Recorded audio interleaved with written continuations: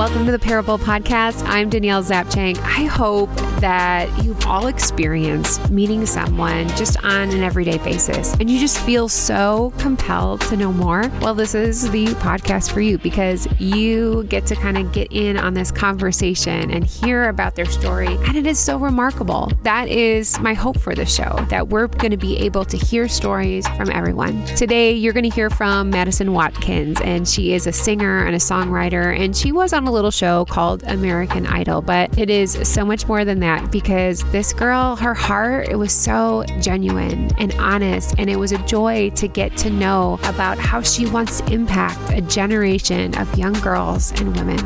My heart is for women. I think that I have such a heart for girls growing up. A lot of people don't know this, but the reason why I'm a singer and the reason why I wanted to start in this business is because I wanted to be a role model, because I never had. There was no girls that I felt like I could look up to, and they were living a life that I wanted to live, but also they were in the world and they were doing the world. Let's listen in on our conversation. I am so excited to introduce you to Madison Watkins today. Madison, you may have seen her before, you've heard about her, but Madison, please tell us a little bit about yourself. Aw, well, thank you so much for having me. This is so much fun. My name is Madison Watkins, and I'm a singer-songwriter, and I live in Los Angeles. And I'm originally from Arkansas. I moved here about 4 years ago, and I knew nothing about the music industry. I just felt like God called me to the city and to sing for a profession. So what was the transition like growing up in Arkansas and then 4 years ago moving to LA? I mean, it is probably a contrast, correct? Yes. Oh my goodness. I feel like it was the biggest culture shock of my life. Also, my friends now from home are so devastated because I used to have the thickest accent and now I don't have an accent at all. Like, I literally used to be like, hey y'all, like, how's it going? I'm from Arkansas. My name's Madison. I listen to videos and I'm like, oh my gosh, I had the thickest accent. And so that was one thing. When I moved here, everybody wanted me to talk. Like, I would go to the grocery store and people would be like, oh my gosh, thank you so much. Y'all have a great day or whatever. And they're like, can you say that again? It was huge culture shock for me. People in LA are not as nice, generally. Not everybody. I found the nice people in LA, I'm convinced. But yeah, they're just different than people in Arkansas. And it was a huge change for me and was honestly like probably the hardest decision I've ever made and stuck with in my life. Tell me about your family growing up. You have mom, dad. I feel like I've seen your dad on a TikTok video with you before or something like that. I have the most incredible family. I have a mom and a dad and a brother and a sister and me. So there's 5 of us. And I mean, I think that they're the reason why I am the way that I am. Just watching my parents, growing up with them and like in their relationship with God and like just the way they did it, I think really modeled it to me and allowed me to move out here with a firm foundation. And I also think that my parents really made God and a relationship with Jesus a really cool thing. Like, it wasn't like a cheesy thing. It wasn't like a Christian culture thing. It was like they were just legit people. And I saw the reason why they're so loving and kind and humble and patient and peaceful and all these things that Jesus was like and is like, that's how they were. And so they always told me, like, this is your decision. Just because we believe this doesn't mean that you have to necessarily believe this. We want you to, but you have to make that decision on your own. So I just think that they raised me so well, me, my brother, and my sister so well. And I can honestly say that they're the reason why I'm the person that I am today.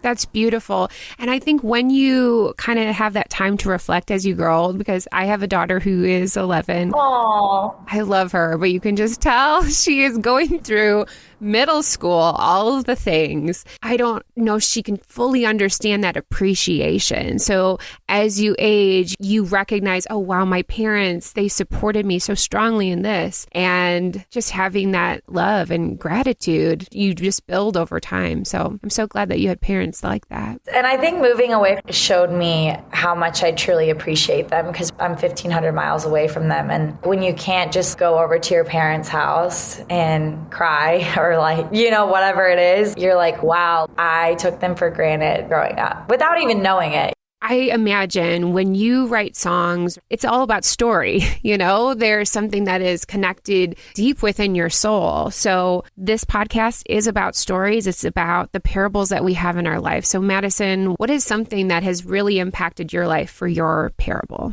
The story of my career has been a really interesting one. A lot of hardships and a lot of rejection and a lot of no's. And I think what's been really cool about that is I have not only learned to trust God in another way, but I've learned to enjoy the journey and not just try to get to the destination. And I think for me, the reason why I'm so strong in my faith is because of the hard moments that I've been alone or felt depressed or felt like, okay, I'm confused, God, because I feel like you told me that this is what I was made to do. And you gave me this crazy gift that I could never wake up and give myself or teach myself how to sing. But I keep getting no's and rejection on national television. And it's embarrassing. And your pride is at stake.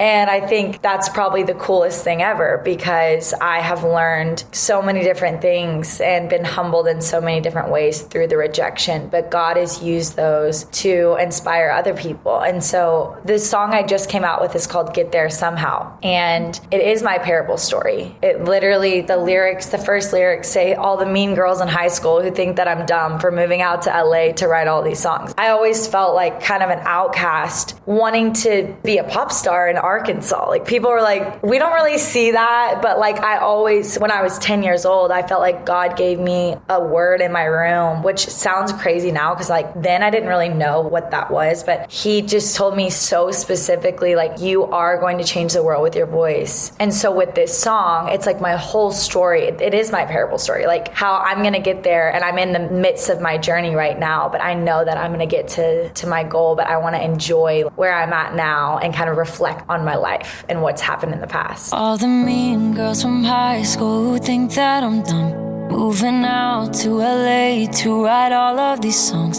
But it's okay, cause one day I'll be proven I'm wrong. It's 1,000,000 against one, gonna chase it till I'm gone. I'll be that girl out of touch with my head in the clouds, be that dropout in college, the talk of the town. Sorry mom, sorry dad, if I'm letting you down. Don't know when and don't know how, but I know I'll make you proud. Cause I'm gonna get there somehow. I'm gonna get there somehow. I'm gonna get there somehow. I'm gonna get there somehow. Not a dime to my name, got no gas in my car, running late to my job, singing covers in bars. Never knew that LA was so far from the stars, but I'm never losing heart, I'll be shining in the dark. Cause I'm gonna get there somehow. I'm gonna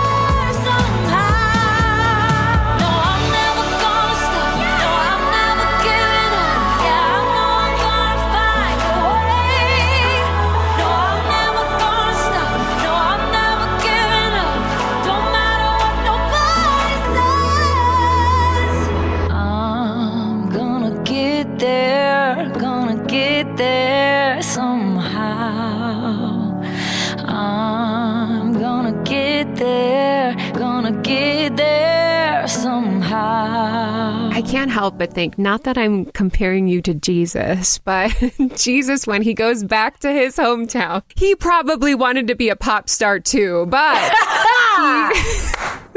He went back and people were just like, no, you are a carpenter. Like, you are not the Son of God. And I just can't imagine facing that rejection, especially from your neighbors, your friends, your family, people who you thought were for you and they weren't. Sometimes I think we forget that the Son of God has already experienced those same emotions, but just to recognize that is his human nature that we get to experience. And I love that, Danielle, because I think that's something that people don't understand about God. They see him as this like big thing or whatever, but it's like, no, first of all, he created our emotions, right? And then the reason why he came in human form to earth literally is Jesus. He didn't have to do that, but he wanted us to know that he has experienced everything that we're experiencing. And I think that's why I love Jesus. I don't love Jesus for any other reason than because when I'm in my darkest moments, he's there with me. And when I feel like no one understands me, he understands me. And like you said, he's the one that faced more rejection than anybody. People hated him and made fun of him and made him feel really stupid a lot of the time, but he didn't care about that. He's like, that's not my goal, And I feel the same way. Like, my goal for me is I want to impact people's lives and I want to show them why I love God. And someone asked me the other day, Danielle, I was in a meeting and my manager Tommy was on the meeting with me, and the guy was like, do you want to sing Christian music? I get that a lot because I'm a pop singer and it would be very easy for me to go the Christian route, but I don't want to sing Christian music only. There's songs I sing and I've worked with my church and I love doing stuff like that, but I want to sing pop records because I want to be in that world to introduce people to Jesus in a different way. And to me, it's not a religion, it's a relationship with God. And I'm not concerned about the rules and regulations, but I'm concerned about allowing him to love me and showing people that love that he gives us. Thank you so much for choosing also to be honest about sharing that, and also just saying about when you've been lonely, you've been depressed. Because I think sometimes we think, oh, when we're Christian, it's going to be sunshine and roses, and that's not the case. When you were writing Get There Somehow, we have this expectation. We want to be this pop star. We want to be a mom, just be in a relationship. We want a certain job in our life. How do you keep on track when rejection comes? How do you stay grounded in that?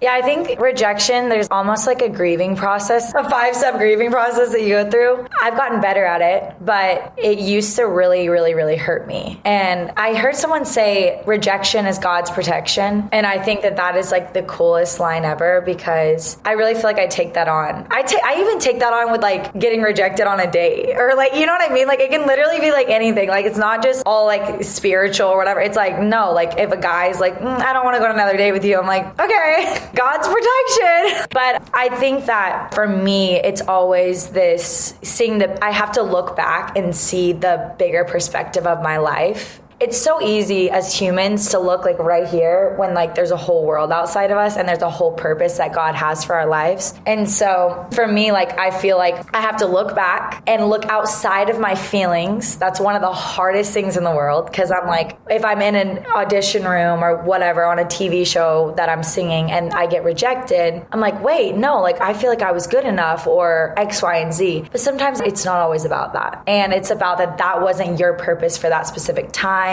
Or, God had a different plan in mind that is always better. And I think that's something that when I cling to that, I'm like, okay, if this guy didn't work out, then you have someone better. If this job didn't work out, you have something better and more fit for me. And so it's really looking at the perspective. And it doesn't mean it doesn't hurt. It doesn't mean I don't feel my emotions. I don't act like everything's okay. I'll get angry. I'll be upset. But then at the end of the day, I have to stick to the truth, which is I know that the plans that God has for me, Jeremiah 29:11, for I know the plans I have for you, says the Lord. And they're good plans to prosper and give you a hope and a future. And that's what I cling on to every single day, even if I don't understand. Yeah, it's in that mystery, that understanding, that is the hard point. However, I wonder if we were able to truly see where God has us, if we would say yes to that. Because would you have said yes to rejection? Would you have said yes to a lot of crappy dates? Because he's building and molding us in that process and refining us. And that's hard. Refinement is very, very hard. You had mentioned in Get There Somehow, you were talking about the mean girls. I think we all have mean girls. And I constantly remind our kids, we're going to continue to have mean girls in our life because there's going to be haters out there, just people that are just so sad about themselves. They just, one, they don't know the truth and they haven't had that love in their life. And I think that pushes it and hurts other people so badly. How do you find this community now that you've gotten to LA for the last 4 years? Your family's 1,500 miles away. How do you build that community and how do you find a community to stay connected with? That's honestly an incredible question. And to go back to the mean girls, a lot of the times people look at me and they see surfacey things, or like they'll even look back at my high school. They're like, I went to high school with you. You were like a cheerleader. I don't get how, and I'm like, hang on. Every single person, no matter what you look like, what you did, if people thought you were cool or not, whatever, you're always going to have people that are haters. And so like when I say that sometimes, like even some haters will comment and be like, well, no one bullied you. And I'm like, well, you don't know that. Like, you know, it doesn't matter if you viewed me in a certain light.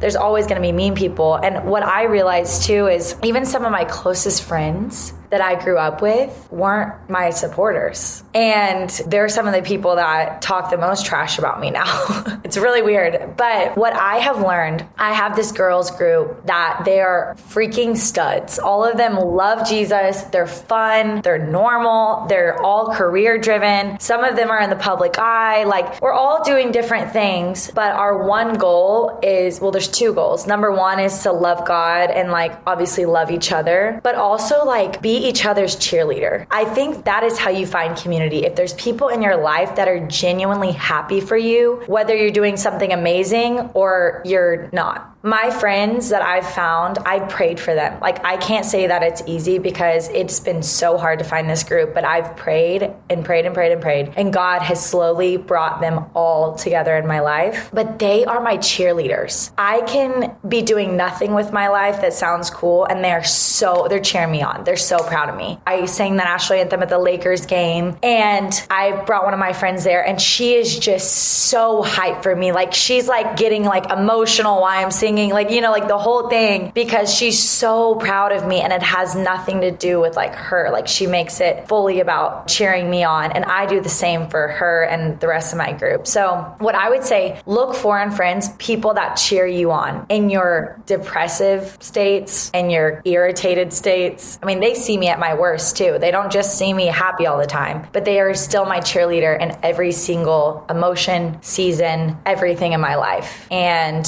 we all need those people. And then this is what I also want to say about the other side of it. I used to get frustrated when people misunderstood me, wrote bad things about me on the internet, X, Y, and Z. And now I have so much grace for those people because they're hurting so bad and clearly they need somebody else to tear down while they're falling apart. And so it makes me sad for them. But if there's anybody listening that feels alone in that, every single person has people that don't like them. Danielle, have you had that like happen to you too? Yes. One, it's what happens is we choose to believe certain lies or things that are said upon us in our lives. And so I think back to, school days. I had a great friend, at least what I imagined a great friend to be. And it was the days before social media. Right. And so, it was just like straight to your face. And gosh, I just remember crying to my mom at night and wondering, why the heck is she acting like that? And obviously, I can visually understand and like better comprehend now why she did the things that she did. She didn't know better. And I do pray for her and her future life that she goes and has that grace that hopefully she just recognizes. But I take that into other relationships. I think, are they going to be like that? Or even when I started this podcast, my husband's been telling me to do this for a year and a half. And I'm just like, no, because I believe this about me, or I don't think I'm good enough. And when you have that community and those people around to tell that to, say like, this is what's in my head, they're able to affirm and just say, that is a complete lie. And you do not need to bring that into your heart, because that's not true. That's not what God believes about you. That's not what I believe about you. So you're correct. You need those people. And then the beautiful thing is, Madison, now you have this opportunity. I mean, you had people that you were able to speak into their life when you were in Arkansas. I think we all have those levels. But now, I mean, I dropped into your Instagram live the other night and you were just like talking so kindly to this one girl. And it was just like it was you and her. And you were just talking about her heart. And I was like, thank you for just being willing to take the time just to choose to impact that one person at a time. That's really all that it is. It's one person at a time. Yes, I appreciate that. And I think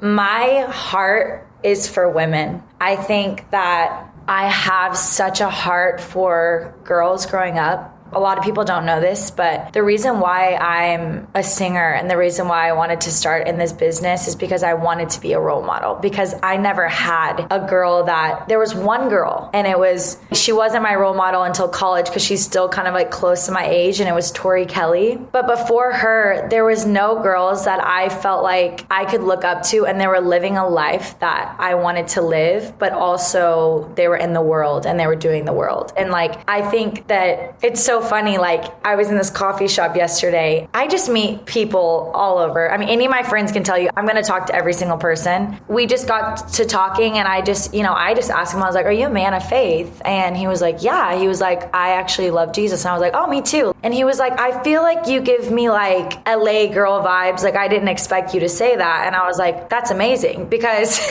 I want to be a girl that is relatable, but also can point people to Jesus. And I think that's what I want to do with girls. I want to impact girls and be like, you want to know the newest trend? Having a relationship with God, period. Like, that's it. Because girls, I want to be someone that they can look up to, and they can see my mess ups. They can see things I don't always do great. They can see me just being a genuine girl, but also following Jesus on that journey and being like, okay, what does God say about me? How does God view me? What does he want from my life? So women and younger girls are like my heart and soul. And like you said, I want to just pour into them like one at a time. And it's amazing because I do get to have like fans, and there's a lot of women now that look up to me, and it's incredible that God has entrusted me with that. But also I want to steward that to where I'm concerned about the one and not the 99. If you know what I mean, Danielle. Yes, I do. Thank you for bringing back the parable. Okay. So what would you say your generation, I love to say this to people who are just a few years younger than me. What is it that you feel that your generation needs to hear from people that are older than you? What do they need to just know deep within their soul? I think that they're so extremely loved and they don't even know it. I think the reason why my generation is the way that they are in a lot of ways is because they're seeking a love that will never satisfy them. And they're seeking a love that's going to fill their insecurity, that's going to tell them who they are. And I will say we look in all the wrong places. And I'm guilty of that. And I constantly have to redirect my life to, okay, God, all I need to do is sit here and let you love me. And then when I do that, everything in my life changes. And it makes me emotional because like I just have such a heart for everyone, really. God's given me this heart just for people because I see them through his eyes, and we all just want to be loved. And I think that once we figure out that he's the ultimate love, and if we really give our lives to him and really just sit and let him love us, then everything about us is going to be changed. And my generation needs to know that because we're constantly seeking to be like trendy and cool and the next best thing, or everyone wants to be a social media star. Everybody wants to be famous. Everybody wants to be in the public eye. But why do we? Because we want people to love us and we want to be seen. And so when we realize that the God that created the stars in the universe and the sand in the ocean, these huge things, that he loves us and like genuinely wants to like care about every single small detail of our lives, it will change everything about us. It'll change our confidence. It'll change the way that we work at our jobs. It'll change who we end up getting married to. It changes everything in our lives, because it's like whenever you meet like the nicest person ever and you're just impacted by them. They looked at me and they weren't just like, oh, blah, blah, blah. Like they saw me and they looked at me and they loved on me and they listened to me. I always tell people, like, imagine that times a million, and that is God's love for us. And I can't comprehend it a lot of times. I have to ask him every day I wake up, I'm like, can you remind me? Because like, I don't feel like anybody loves me today, or like, I don't feel like you really love me because I'm just so like messed up, you know? And he's like, I freaking love you, and my love for you is wild. It pursues you. It's passionate. It's nothing like you've ever experienced before. Yeah. Preach, girl. That is so good. It's so true. I mean, we want that deep, authentic love. And you're right. People are searching for likes. They're searching for comments. And you can desperately see that need. And so thank you for sharing that, making us aware to be constantly looking. I mean, I say this all the time. I mean, it's just people at the grocery store. You know, it's not we have to have them over for dinner. It's just like, you know what? You look fantastic today. You know, just a conversation, a genuine appreciation, encouragement. That's all he's asking us to do. I genuinely think when Jesus was on earth, that's who he was. And my favorite thing about Jesus is he never hung out with the religious people. He wasn't always in church. He wasn't like hanging out with the people that looked good on the outside. No, Jesus was in the bars. He was with the prostitutes. And Christians don't like to talk about that. But that's who we're called to. We're called to love on people that feel the least loved. He walked around and the people that were on the side of the road, that were homeless, or, you know, that were maybe like the scums of whatever, that weren't even considered humans at that time. They were just like cast off. That's who he saw. And in our time, it's like the waitress that no one's noticing. It's the lady at the grocery store that maybe no one's ever told her she looks beautiful that day. Like that is Jesus's love, is looking at someone and seeing them maybe when no one else sees them. And one of my favorite verses in the Bible is when you're looking at the least of these, or you're loving on the least of these, you're loving on me. I am the least of these. And God's talking about like, when you do that, you're loving me. And I think about that every single day, because with what I do in my career, it's very easy sometimes to just notice the people that are like booking you for the job, or like the people that are high up, or like whatever that the world sees as like cool. But God has called me to see the person that's taking the trash out at the event that I'm working at. Like that's who he's called me to love on. Well, Madison, I felt like you've spoken to me today. So thank you so much for sharing and just being honest, being genuine, being authentic, and continuing just to strive to just dive in closer to him every day. So I'm grateful. You have some amazing things coming up this November. What do you have coming out this November? My new single is coming out. It's called Someday, and it's actually a song about finding my future husband. And one night I wrote a letter to my future husband, and this journal I have. And then I was just like, but one day I know that like I will meet you, and it's going to be like the best thing of my life. It's going to be like the coolest experience. Like I can't wait to see what you look like. Can't wait to hear your laugh, like all these things. So I took that letter, and then I got together with some of the best songwriters, and we all took my story and we turned it into a song. It was my parable about being frustrated about going on dates with these guys, and I'm like, no. And just like genuinely wanting to find the man that I'm meant to be with the rest of my life. Well, let me tell you this. Do you remember Rebecca St. James, Madison? No. It's a singer. Okay, maybe this was before your time, but she had this journal that you could get when I was in high school. And it was like all these letters, prompts, I guess, that you would write to your husband. And I was just all about getting married. And I even went to a Christian college. I was like, yes, this is going to be the year. I'm going to find my husband. No. Okay. I like never had a boyfriend in college. And I really feel it goes back to what you said about rejection is God's protection, because he was preparing me. You know, I had this idea of what this guy was going to be like. And I eventually met my husband but I told him I just wanted to be friends because he did not meet that requirement list in my head. Wow. He likes to bring that up often, but obviously God continually just worked on my heart and said, you know what, this is my plan for you. I mean, and he is amazing. He's absolutely everything I need. And God already knew that. Yeah. So. Oh my gosh. Girl, do not make me cry on this podcast. Sorry, I didn't think I mentioned I'm also a crier. But no, you need to cry. I love it. I was just saying you're going to make me cry because that's like so sweet. It's true. Like, because you envision, okay, at this age, I'm going to be this. At this age, I'm going to do this. And that is not the plan. So I feel like we've come full circle back to the beginning. And gosh, we're just thankful that God is going to continue to work in your life, Madison, and it's going to be amazing. Thank you. I'm so excited to hear someday.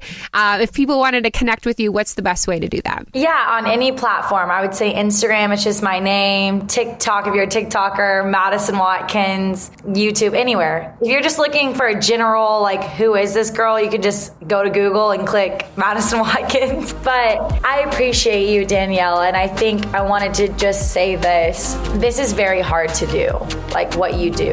And it's very hard to be bold in your faith. It's very hard to stand firm and honestly be bold in stepping out and doing this podcast, and not only just doing the podcast, but it being about your relationship with God and other people's relationship with God, because there's a lot that comes with that. And so I just want to say that I'm super proud of you, and you're stewarding this whole thing so well. And I'm honored that I get to be here today. Thank you so much, Madison. I appreciate you.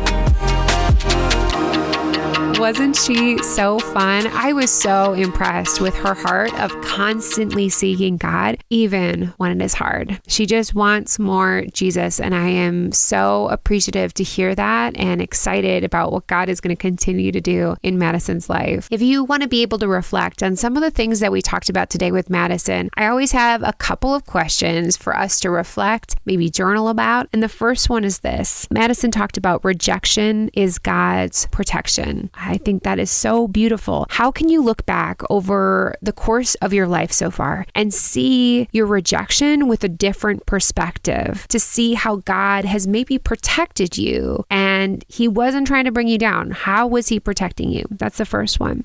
The second one is, how have you been looking in all the wrong places for love and approval? I know there are zillions of podcasts out there, and so I'm so grateful you chose to listen in today. That is never lost on me. This podcast has really helped me see the worth that God has already believed in about me, and so I'm just so grateful you are all along on the ride. If you could do a couple things for me, I would greatly appreciate the help. One is subscribe or follow wherever you listen to podcasts. 2, leave a rating or review. Just comment what you thought of the show, or just have to click how many stars you think it is worth. And 3rd is share with a friend. This is the one I love the most because it is building that community and finding a safe space that we get to have these vulnerable conversations. And that's how I learned about all my favorite podcasts. If you have any questions or you want more information about how you can connect with Madison and maybe hear her latest songs, you can find all the information on today's episode show notes at daniellezapchenk.com. I'd love to connect with you more. You can find me hanging out on Instagram or Facebook, and that's at Danielle Zapchenk, which is Zapchenk. That's going to do it for today. Thank you so much for spending time with me. Remember, your parable, it showcases how God is going to use you through your rejection for your protection. See you next week on the Parable Podcast.